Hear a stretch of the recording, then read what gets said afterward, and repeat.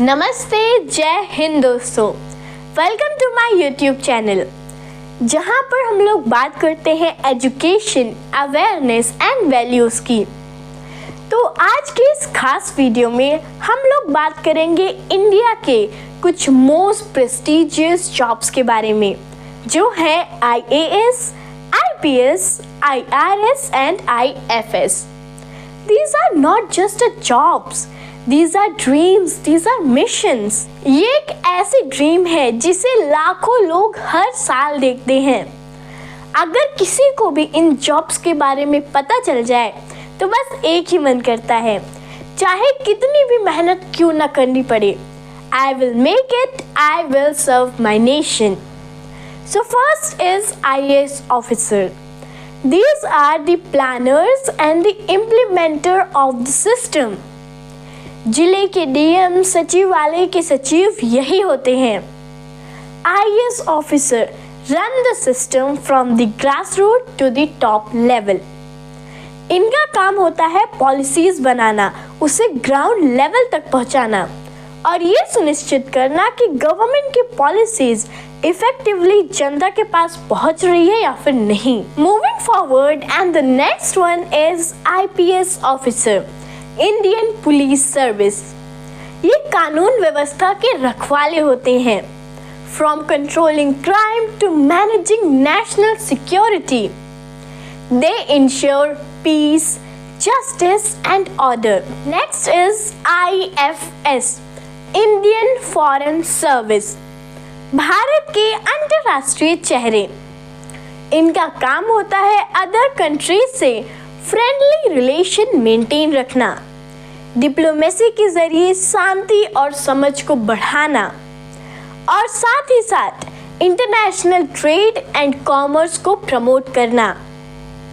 ये लोग एम्बेसीज में बैठकर वो काम करते हैं जिससे भारत की छवि पूरे विश्व में टॉप लेवल पर पहुंच जाती है। Last but not the least, IRS, Indian revenue service. ये देश के इकोनॉमिक स्ट्रेंथ के साइलेंट प्रोटेक्टर होते हैं। इनका काम होता है टैक्सेस को कलेक्ट करना, करप्शन को रोकना और देश के विकास के लिए रेवेन्यू को इकट्ठा करना। That's the mission of IRS। तो दोस्तों, अगर आप भी हमारे देश की सेवा करना चाहते हैं, कानून बनाकर, नीतियाँ सुधार कर, टैक्स कलेक्ट कर या फिर इंडिया को इंटरनेशनल लेवल पर रिप्रेजेंट करके, तो ये जॉब्स आपका सपना पूरा कर सकती हैं। अब सवाल उठता है कि कैसे बने IAS, IPS, IRS या फिर IFS। इसे हासिल करने का सही तरीका क्या है? क्या है इसकी एलिजिबिलिटी क्राइटेरिया? इसे हासिल करने के लिए कौन कौन से एग्जाम्स देने होते हैं? इसका सिलेबस क्या है? क्या ये टफ है? क्या ये सफ़र आसान हो सकता है? एंड सबसे इम्पोर्टेंट, क्या मैं ये कर सकती हूँ? क्या आप ये कर सकते हैं? इन सभी सवालों के जवाब मिलेंगे आपको इस वीडियो में, ताकि आप खुद को समझ सकें, आप अपने प्रिपरेशन को समझ सकें और सही समय पर सही फैसला ले सकें कि क्या सच में UPSC की तैयारी करना चाहिए या फिर नहीं। अगर हाँ, तो पूरे जुनून और मेहनत के साथ पाना होगा। तो चलिए इस इंफॉर्मेटिव जर्नी को स्टार्ट करते हैं, जिसका नाम है सिविल सर्विस। तो दोस्तों, अब सबसे पहला और बेसिक सवाल है कि आखिर कौन कौन इस एग्ज़ाम को दे सकता है।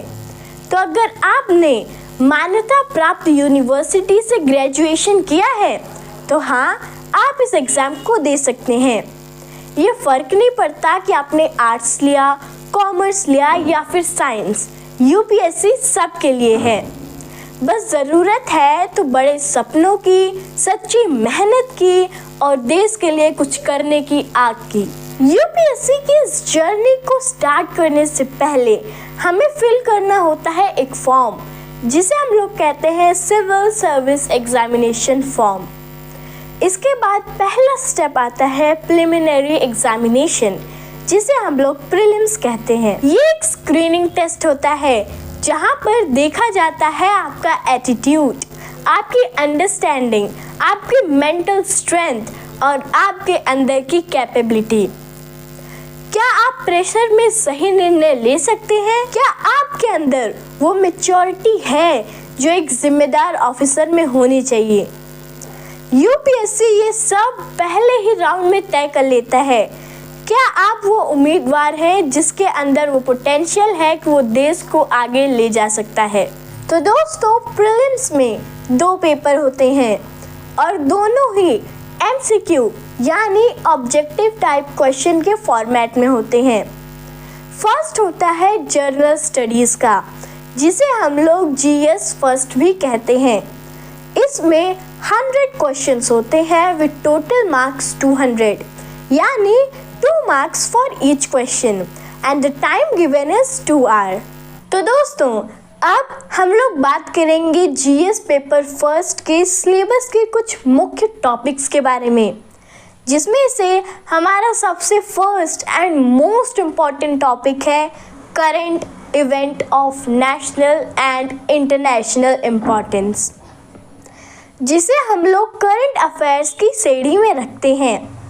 यानी हमें हर दिन न्यूज़पेपर पढ़ना चाहिए, मंथली मैगजीन्स को फॉलो करना चाहिए और जब भी कोई बजट या फिर इकोनॉमिक सर्वे रिलीज हो तो हमें उसे डीपली पढ़ना चाहिए, उसे समझना चाहिए और साथ में नोट्स भी बनाने चाहिए। Second, Indian history. Indian history में हम लोग पढ़ते हैं हमारा पास्ट कैसे था, एशियंट, मेडिवल और मॉडर्न इंडिया में क्या क्या बदलाव आए। हम पढ़ते हैं freedom struggles, reforms, rulers movement और वो बहुत कुछ जिसने आज के हमारे भारत की नींव रखी।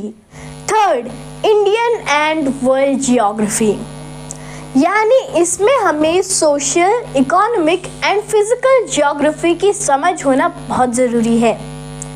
अब बात करते हैं फिजिकल जियोग्राफी की।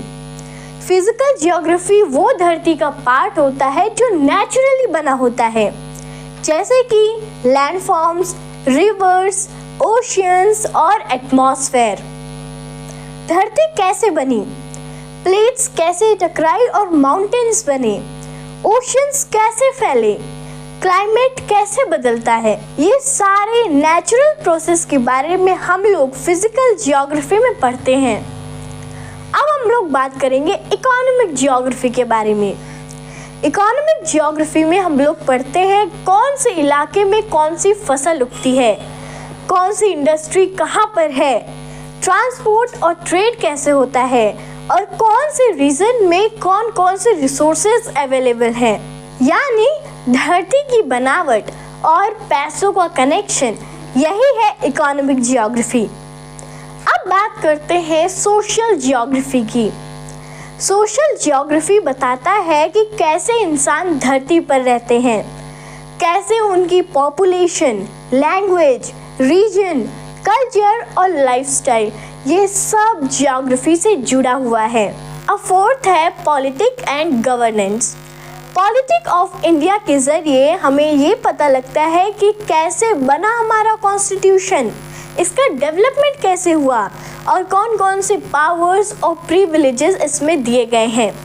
साथ ही साथ हम लोग पढ़ते हैं पार्लियामेंट का स्ट्रक्चर, राज्यसभा और लोकसभा क्या काम करते हैं, प्रेसिडेंट का रोल क्या होता है और prime minister and master of council कैसे अपने डिसीजंस लेते हैं। गवर्नेंस में हम लोग पढ़ते हैं कि सरकार कैसे नए नए योजनाओं को जमीन पर लागू करती है और साथ ही साथ देश कैसे चलता है, सिस्टम की ताकत। तो दोस्तों, देखा आपने, नाम है जर्नल स्टडीज, लेकिन इसमें हर टॉपिक पूरी तरह से स्पेसिफिक और डीप होता है। तो अगर आपको इंडिया का टॉप ऑफिसर बनना है तो अपने साथ एक्सपर्ट लेवल की अंडरस्टैंडिंग लेके चलना होगा। तो ये था जीएस पेपर फर्स्ट की असली पहचान। अब बढ़ते हैं हमारे दूसरे पेपर की तरफ, जिसे हम लोग CSAT यानी सिविल सर्विस एप्टीट्यूड टेस्ट कहते हैं। इसमें टोटल 80 क्वेश्चंस होते हैं with total marks 200 and this is in the form of multiple choice question MCQ. Let me tell you this also, in both the exams in GS first and this CSAT exams both have negative marking also. अब बात करते हैं इसमें कौन कौन से topic आते हैं। First, comprehension. इसमें ये चीज़ देखा जाता है कि कोई भी पैसेज को आप कितनी जल्दी और एक्यूरेटली समझ सकते हैं। Second, interpersonal skill and communication skill. इसमें आपकी दूसरों से बात करने की एबिलिटी को देखा जाता है। Third, logical reasoning and analytical approach. इसमें देखा जाता है कि आप किसी भी सिचुएशन को लॉजिकली कैसे अप्रोच करते हैं और उसे एनालाइज करने में कितने एफिशिएंट हैं। Fourth, decision making and problem solving. इसमें आपकी practical thinking and balance decision लेने की एबिलिटी को टेस्ट किया जाता है कि आप प्रेशर में सही डिसीजन ले सकते हैं या फिर नहीं। Fifth, general mental ability. इसमें आपके सोचने, समझने और रिस्पॉन्ड करने के मेंटल शार्पनेस को असेस किया जाता है। Sixth, basic numeracy. इसमें आपसे नंबर, टाइम, स्पीड, रेशियो और परसेंटेज जैसे बेसिक मैथमेटिकल सवाल पूछे जाते हैं। Seventh, data interpretation. इसमें चार्ट्स, ग्राफ्स और टेबल के जरिए आप कितनी जल्दी डेटा को इंटरप्ट कर सकते हैं, ये एबिलिटी को देखा जाता है। दोस्तों, पेपर सेकंड यानी सीसैट, ये कॉम्बो होता है मैथ्स, इंग्लिश और रीजनिंग का। अगर हमने जीएस फर्स्ट और पेपर सेकंड यानी सीसैट दोनों को क्रैक कर लिया, अब आता है मेंस एग्जाम। यहाँ से स्टार्ट होता है रियल कंपटीशन। इसमें 9 पेपर होते हैं जिसमें से 2 क्वालिफाइंग एंड 7 मेरिट बेस्ड होते हैं। इसमें आपकी राइटिंग स्किल, ओपिनियन और नॉलेज को परखा जाता है। अब फाइनली आता है लास्ट स्टेज जिसे हम लोग इंटरव्यू मीन्स पर्सनैलिटी जजमेंट भी कहते हैं। यहाँ पर आपकी सोच, प्रेजेंस ऑफ माइंड और ऑनेस्टी को देखी जाती है। ये सिर्फ सवाल जवाब नहीं करते बल्कि ओवरऑल पर्सनैलिटी जजमेंट होता है। तो दोस्तों, ऑफिसर बनना सिर्फ एक सपना नहीं है, ये एक सोच, संकल्प और देश के लिए कुछ करने का जुनून है। IAS, IPS, IRS और IFS ये सिर्फ पोस्ट्स नहीं हैं, ये वो जिम्मेदारियां हैं जो देश को बदल सकती हैं। तो अगर आपने भी ठान ली कि आप पढ़ाई सिर्फ नौकरियों के लिए नहीं बल्कि अपने देश के लिए करेंगे, तो मंजिल खुद आपको सैल्यूट करेगी। तो दोस्तों, मैं हूँ स्तुति दुबे। अगर आप भी इस रास्ते पर चलना चाहते हैं तो चलिए साथ साथ चलते हैं, साथ में सीखते हैं, पढ़ते हैं और ऑफिसर बन के लौटते हैं, ताकि हम ये कह सकें हम जो सपने देखते हैं उसे पूरा भी करते हैं। नमस्कार, जय हिंद।